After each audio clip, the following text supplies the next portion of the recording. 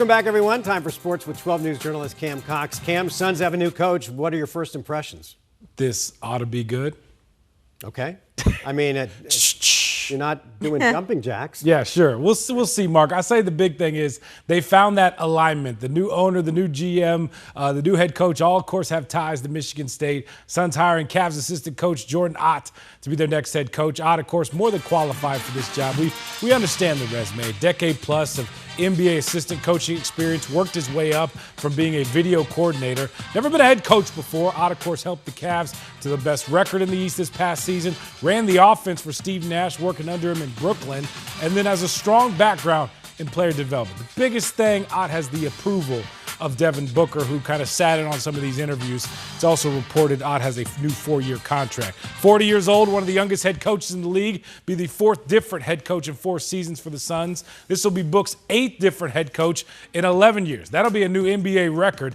Folks I've talked to described him as organized and a great communicator. Now, the first order of business, you got to help fix the most expensive failure in league history. Remember, Suns missed the playoffs for the first time since 2021 with the highest payroll in basketball. What's your reaction to this hire?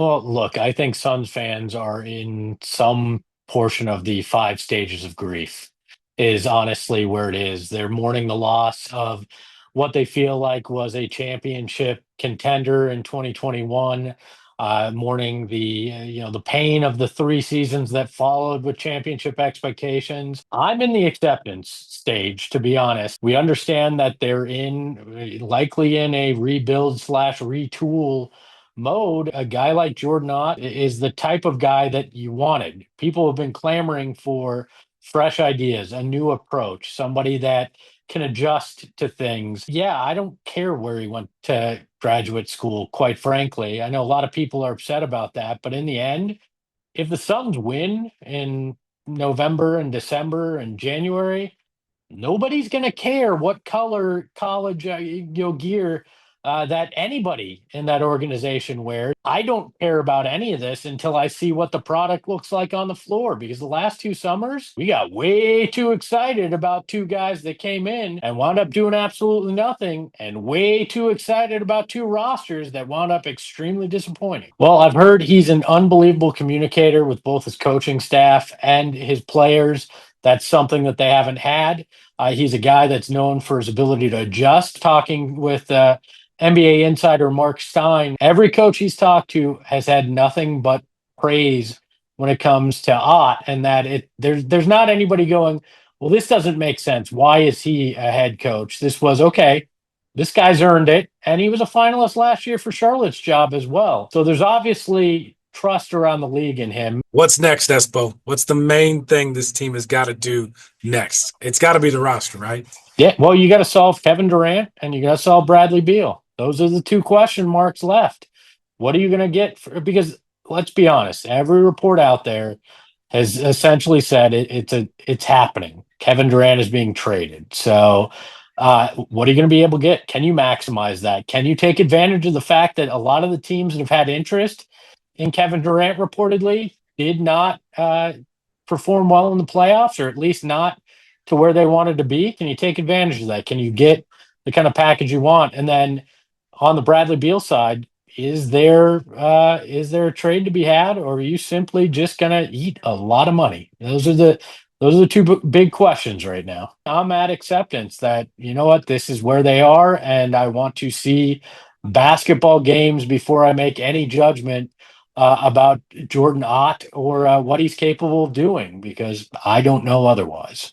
I think that's how all Suns fans feel right now. Matt Ishbia sent a long letter to members of the basketball operations staff today. This is kind of partial of it here, but saying, quote, I'm going to be more of a hands-on owner. I will be extremely active in the decisions and management of this organization on and off the floor. I'm not the conventional NBA owner, and I don't want to be. I've tried running the typical NBA owner playbook, hiring the experts, signing the checks, and get out of the way. And none of us were happy with the outcome. End quote. All right, Kellen, got white smoke, got a new Suns head coach, all the above. Your thoughts on Jordan Ott, your reaction was what? It can never be simple with this basketball team, right, Cam? We always have to talk about things in a myriad of ways, the multi-layered reaction that we have to news coming down. The roller coaster that we are on, as you mimed just there.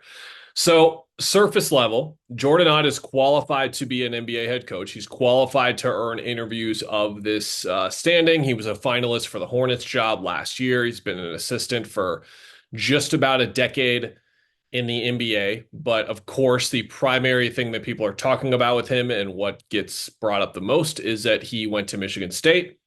Ishbia and Gregory, as far as we know, don't really know him, don't have a relationship with him. And this was a situation where Ott's relation to Michigan State didn't really have anything to do with him getting this far in the process in terms of a relationship there. But I think the thing people are worried about, Cam, and this is where it doesn't matter that it's Michigan State. It could be Toledo. It could be the University of Southern Alabama. Like it could be any school.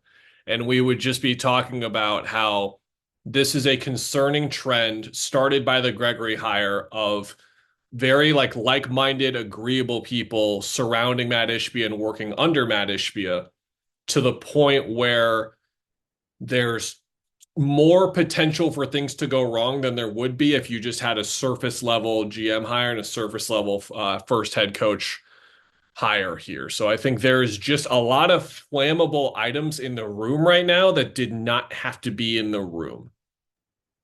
Because the flames are hot, Kellen, right? I mean, this basketball team is a mess, and what a challenge for Ott to come into. And right away, like listen, man, before they even probably put his name on his office, right? Like you got to start figuring out ways to fix this roster. Is all though forgiven though, Kellen, if they figure out some way to win?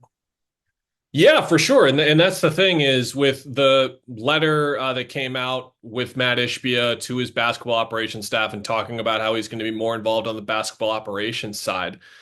With Brian Gregory's just complete lack of experience in an NBA front office, and with Jordan not being a first-time head coach, who from a resume perspective and from just doing the research that I could online of guys that we don't know a ton about, who's saying what about them, the positive things you're hearing about them, there were a couple of better resumes that were there on the finalist list than Jordan Ott's.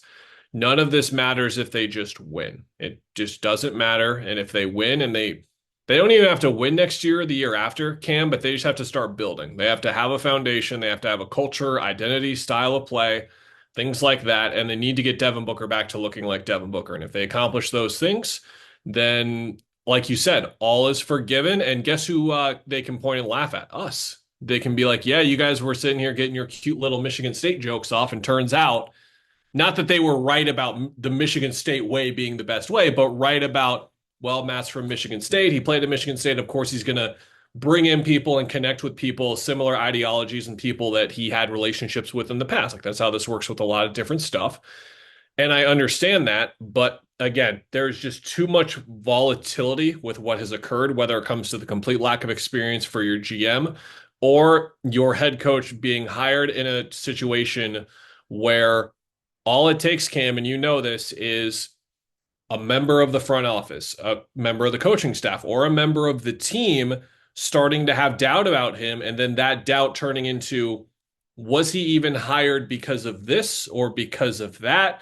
And then that spirals, that manifests, that snowballs, and then things get out of hand extremely quickly. If they would have hired Johnny Bryant or Micah Nori or Dave Bliss or Chris Quinn, there was no potential for this to happen.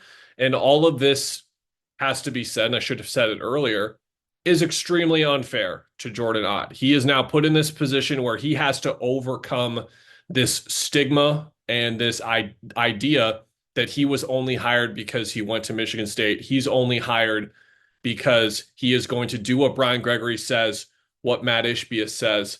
I don't think that's entirely accurate, to say the least, but it's going to be the perception of most of the fan base, which is very frustrated right now. And Kellen, the reason that is because so many things last year were just unnecessary. I feel like the Suns, dug their own holes at times when it came to certain things. And, you want to hope that they learn, right, in a sense. And like you heard Matt Ishbia at the end of the year talking about change and alignment, and then Gregory doubles down on alignment and change and vision and blah, blah, blah. And so you're like, maybe they've learned, and maybe they have learned. But on the surface, the perception level, that's why fans feel that way. It's just because so many times last year they could have put out a lot of those fires and yet ignited them even more. This seems like you could have gone in a different direction with someone that wouldn't have all this to go with. And yet here we are. He might be the best candidate and he might be the perfect guy for the job and they might win. But here we are again talking about something that didn't need to be talked about. But because of their actions, this is where we are. There's an additional chance of you're setting him up to fail that there isn't with any other candidate. And I don't think that there was this huge gap in the candidates, to be clear. Like, I think Johnny Bryant would have been great for the job. I think Mike Inori would have been great for the job.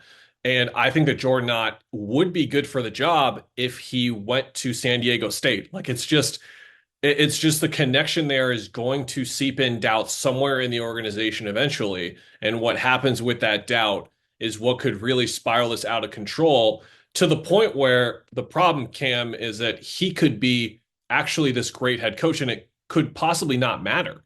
He could actually be the next whoever, the next great young head coach. And if this kind of thing materializes, festers, and so on and so forth, he is going to fail, and he's going to fail because of this perception that was created. The Suns should not be doing anything because of what we say, and with all due respect to the fans and their opinion definitely mattering, they should not be listening to the fans on this type of stuff either. They are the experts. We are not. But that type of stuff, you've been in this business longer than I have. In the decade that I've been covering the team, what I've learned is what we're talking about, what we're buzzing about, it's happening in more important rooms in their building as well. And I wonder when those conversations start, if they've already started, because all the Suns players, whoever they are, it doesn't feel like a lot of them are actually here in Phoenix right now, but what they're going to know about Jordan Ott and what they're going to know about what they saw on social media is that he went to Michigan State. They're not going to know about his qualifications. Yeah, at least not yet. What do you like about the hire, Kellen? Before we get to the letter, what do you like about the hire? I like that the hire is focused on player development. We saw this coming because Brian Gregory's limited time in the Suns front office, working as a consultant and so on, was working in player development. And that is what they are going to need to escape this position that they're in. I think that the metaphor that I've sort of used here, Cam, is that they're dug so far into the hole that some fans just want to see them keep digging, like just further and further down. You're so far down, you're not going to get out anyway. You might as well just keep digging. But I think that they can get out.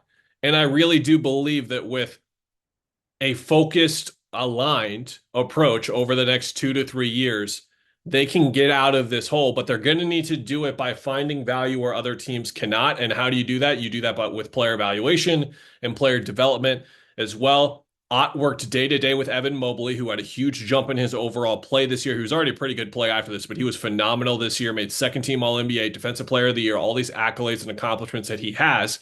Kenny Atkinson, the winner of Coach of the Year, looked around on his assistants and said, I want Jordan to be working with Evan. And that speaks to like the trust that he had in Jordan Ott, knowing him from the time in Brooklyn to be the key player development guy for them, because Donovan Mitchell, he is developed. Darius Garland has some development left to do, but there's very much untapped potential that Mobley had that they were able to untap this year. So you look at him working with Ryan Dunn next year, working with Oso Ighodaro next year, and especially working with the guys that they draft. And that could suddenly become more important based on this Kevin Durant trade, Cam, where they could end up getting a lottery pick. They could get a top 20 pick instead of just pick number 29. And that is where developing young talent is going to have to be a priority. And that is what Ott specializes in. So that is a good match. And then it's also just great that from the reporting from our own John Gambadoro, this is something that Devin Booker signed off on per Gambo. Booker was involved in the interview process, was able to bounce some ideas off these guys like, okay, let me hear your basketball philosophy on this and that. And from everything that he heard from some of these finalists, Ott was the guy that he connected with the most, because we know what happened in the last 2 years. Kevin Durant was not just the only guy that was not engaged all the time. It was Devin Booker as well. I'll say it, like, he was not engaged fully for every game. And a lot of times that comes down to connecting with the coaching staff, what they want to do, style of play. So to know that Booker is connected with that immediately and that connection is already starting to form and has formed, is a huge step forward. And it was really smart by the Suns to have him involved to that degree. I agree, Kellen, because what we saw the past few years, Vogel, and it just seemed like that got worse over time. And then Bud, although they said all the right things on media day and early on, you could just see it never gelled together as the season kind of went on and on. Real quick, you said something interesting. Kevin Durant's going to get traded? Really? Yeah. That's what's going to happen? Yes, I agree with you, by the way. A little sarcasm there. When is this Well, happening? everyone's just kind of like, because of the second apron and because like we never know what will happen, what won't happen, there's like he's almost definitely going to get traded. There's some fear in just how concrete we're going to be about. But he's gone. He's gone. Yeah, you and I both agree on that. Kevin Durant has to be traded. It didn't work. I think you and I've heard you say that before on the radio. I've been agreeing too. It's like, it didn't work. You cannot just keep running this back and think you're going to just add some pieces and all of a sudden, no, it just didn't work. I'm sorry, guys. They had the chance. Bradley Beal has got to go too. When do you think all this kind of happens? So what Gambo has been reporting, and something that I agree with and would assume is the timeline as well, is before the draft for Kevin. Brad is the one where you've got a lot of things you're juggling. I don't think you're going to be able to trade Brad. Now, what you can do is you can agree to a contract buyout with him in order to waive and stretch him. You can't just waive and stretch him right now. That's this rule where you can take the contract of 2 years, stretch it to 5, spread out the money, but it's a way to get rid of that player and reduce the salary, but just make it longer. You're shaking your head. I don't really think that's a great idea, but I don't think the Suns, I fully believe the Suns do not want Bradley Beal back next year, and they're going to do everything they possibly can to make that happen. Even going to this length, perhaps they will. The other possibility, and I think this just has to be mentioned as a chance of happening, I don't think it will be happening. I think it's the least likely of the three things to happen, but they could just Jay Crowder him. And what that means is, like, Brad, it's not working here. Listen, we're going to send you home. That's what I thought, Kellen. Like, listen, you clearly don't want him around making all this money. Bradley Beal says he still believes he's a starter in this league. Guess what, man? You got two options. Go home or let us trade you. You pick. Well, those are the options. I think there's something to that.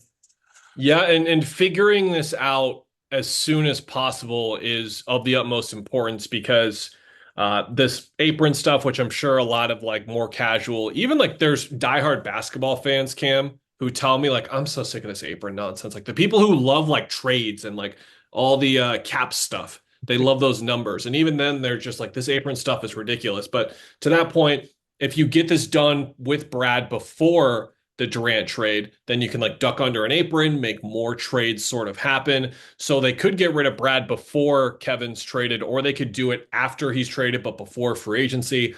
I would expect both to be done before free agency. I would expect Brad to get done before free agency, and I would expect Kevin to be done before the draft, because with Kevin specifically, I think you need to get draft picks back. We'll see how much of that is a priority as opposed to the player return. The two that catch your eye the most, of course, are Houston. They've got the number 10 pick. They've got some young, talented players on bigger deals that can make the deal work. San Antonio is in a similar position with guys like Devin Vassell, Keldon Johnson. They've got the number 14 pick. They've got number 2, Cam. You're not getting number 2. Oh, you're not. You're not getting it. I know. Yeah, I think it's going to be a very busy 3 weeks here, to say the least, because we've talked about this a lot, you and I. Like the Suns, they might be bad sometimes, they might be good sometimes. They are never boring, and their season's been over for 6 weeks, and we're just getting started, buddy.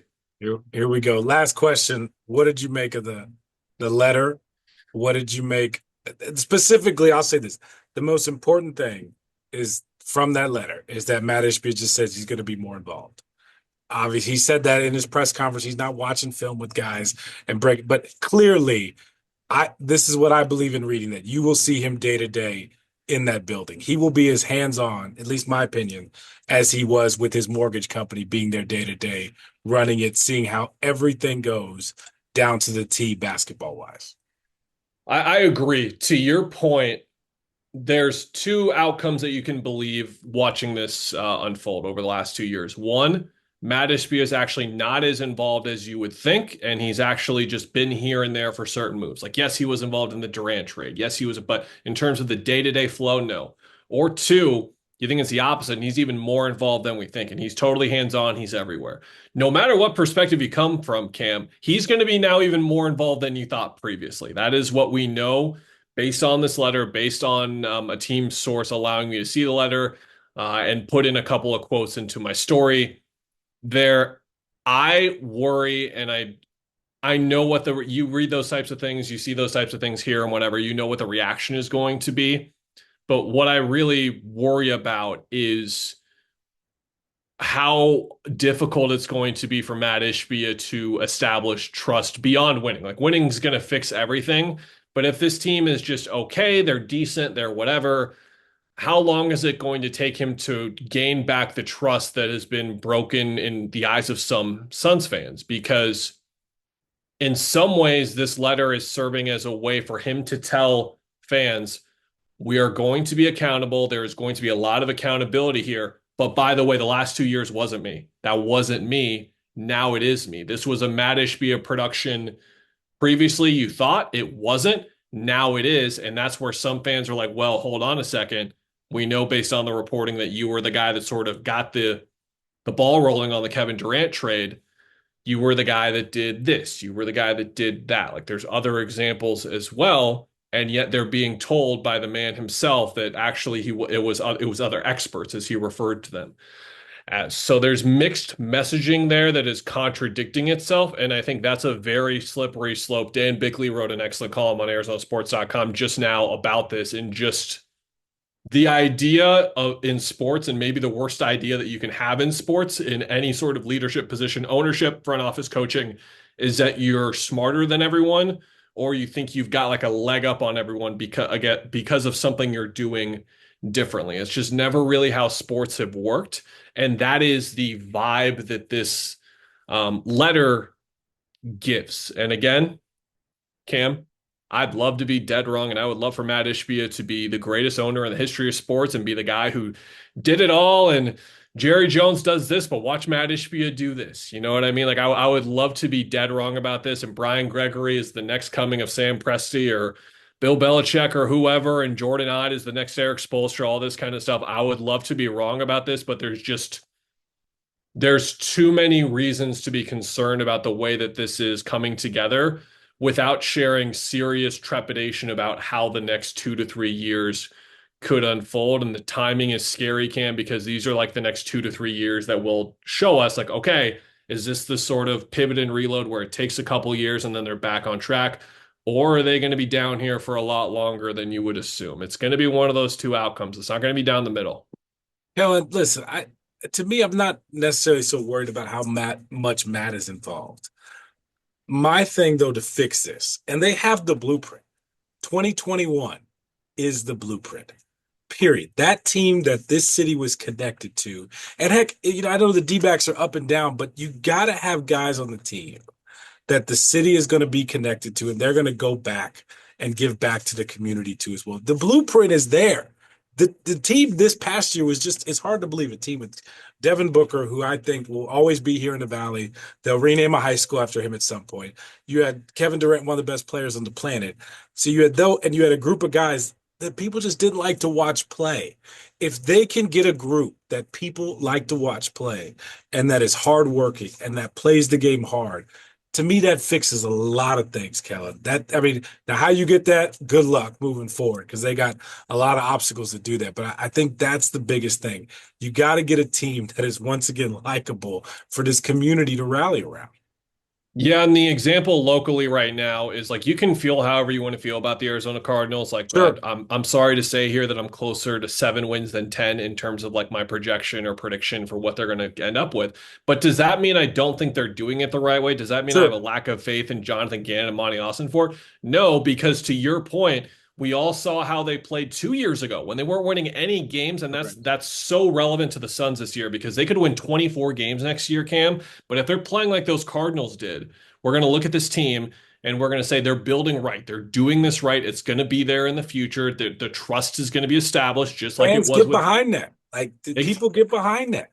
Exactly. And that's why I had to go I'm sorry, I think they might win only 7 or 8 games this year, because fans are so positive and so over the moon about the direction that their football team is headed, and rightfully so. So again, I hope it's one of those situations where it's funny, like, to use the other local example before we go, like, is anyone sitting here and being like, oh man, I think the expectations are too high for Arizona State? No, because we saw what Kenny Dillingham did in such a short amount of time that the trust is there. So can they get that trust back? Because they don't have it right now, and they shouldn't, to be honest. You know what you are, Kellen? You're Arizona sports through and through. I can hear it. That's why you said 7 wins. We've seen this story before, Kellen, all right? I said 12. I've already set up for the fall off the mountain, all right? We've seen it. We know it. It always happens. Why can't we have nice things? The best thing to do is expect, like, blah. Because apparently whenever we get our expectations high, baseball, football, hockey, basketball, softball, it doesn't matter. It's going to go that bad direction. But, when we just say, like, oh, maybe they'll make the playoffs, we'll see. That's when they make the NBA Finals. That's when they make the World Series. That's when they make the college football playoff. We're cursed. We're cursed. We'll be all right. We'll be all right. I'll bring some sage next year, first media day. We're going to run up and through the halls of the arena, right? We'll get the bad vibes out of there, all right? We'll do something. I'm down to try anything. Anything, right? Appreciate the time, man. Thanks, man. Suns fans said, hey, you ought to get a new coach. Stop it. You oughta. Jordan Ott, the new head coach of your Phoenix Suns. Oh, boy. Cameron Cox, Sorry, live Cam. from the newsroom. You like how punny that was, Cam? Troy, you got one more? You ought to have one more, Troy? Is that we're just going to stop there? I'm done. All right. Well, we appreciate the comedy, my friend. Lots of pressure. Yeah, Ishbia is the owner. He's got a ton of money, and he's building his team with his guys. So at this point, I mean, who else can you blame going forward, right? You know, Troy said that right after Brian Gregory got hired. Like, listen, you changed the GM, you changed coaches, you changed different front office people, you've changed the roster around. This is all Matt Ishbia is doing now from here on out. These are his guys. This is fully his team. He's the one left to blame moving forward if it doesn't work. And if there's a problem, he says, I ought to have done something else. You ought to stop. Is this where we're at? This is what we're doing from now on? Yeah. I'm going to be in trouble when he gets down here in the studio. Thanks, buddy. Yeah, the owner. So what's he going to be up to? So the owner is going to be just more hands-on. All basketball decisions, my guess he'll be around more, guys. That's kind of what it's going to mean moving forward, especially with the hiring of Jordan Ott. Listen, I get fans are hung up on the Michigan State thing. Bottom line, if this team wins, if they can figure out a way to retool this roster, kind of all is forgiven. They just got to get back to winning, plain and simple. That's all that matters. Got to get back to winning. This guy's known for developing players, kind of an offensive guru under Steve Nash when they worked in Brooklyn together. Nash speaks highly of him, so we'll just have to see kind of how this plays out. If Suns are looking for a grade, it's hard to even say that because you just got to wait and see just kind of how the roster looks and what happens moving forward. We'll grade him at the end of the season. I mean, grade them here. How about we grade them when they change the roster because then we can kind of predict. Right. And then once the first few months, the team just got to play harder. Yeah. How many nights do we sit here, guys, with like team has no energy, no chemistry, they don't play hard? You just got to see some things right off the back that things are going to be different. So now the question is our insider behind this hider, Doug Franz. Join us out here at ASU Day. But, of course, we're talking Suns. Doug, your reaction when you saw the news, Jordan Ott, the new head coach of the Suns, was what? I would say I'm a little worried about the Michigan State thing. Explain what that is. He was a former video coordinator at Michigan State. And my small issue is, are we trying to recreate what Tom Izzo has already built? But you said it best. Jordan Ott is more than qualified. Look at the season the Cavs just came off of, even though they didn't have great playoff success. And Jordan Ott comes from that tree. So I love everything he's done.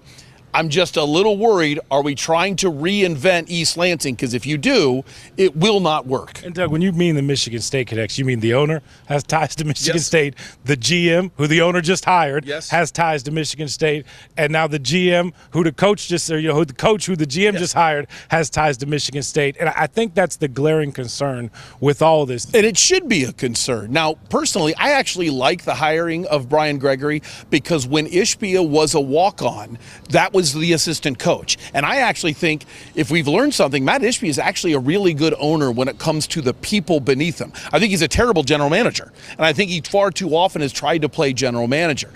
I like Gregory because my theory is you always listen to your former coaches, always. So I think when he tells Ishbia, no, we're not going to do that, I think Matt Ishbia will actually listen to Brian Gregory. So I'm okay with one connection to Michigan State. I'm just concerned when there's multiple and you keep creating this line, which will not work. Hey, what do you make real quickly of this whole, because I'm reading a lot on social media, people are bashing the Michigan State tie-in with everything that happens. Listen, Mark, he wins basketball games. Nobody's going to care care Right. where he went to college, where the GM went to college. Right. You know what I mean? Where the owner went to school or played for. It is interesting though that how the owner, the GM, and the new head coach all have ties to the same university. Yeah. So I get fans kind of hanging on to that point.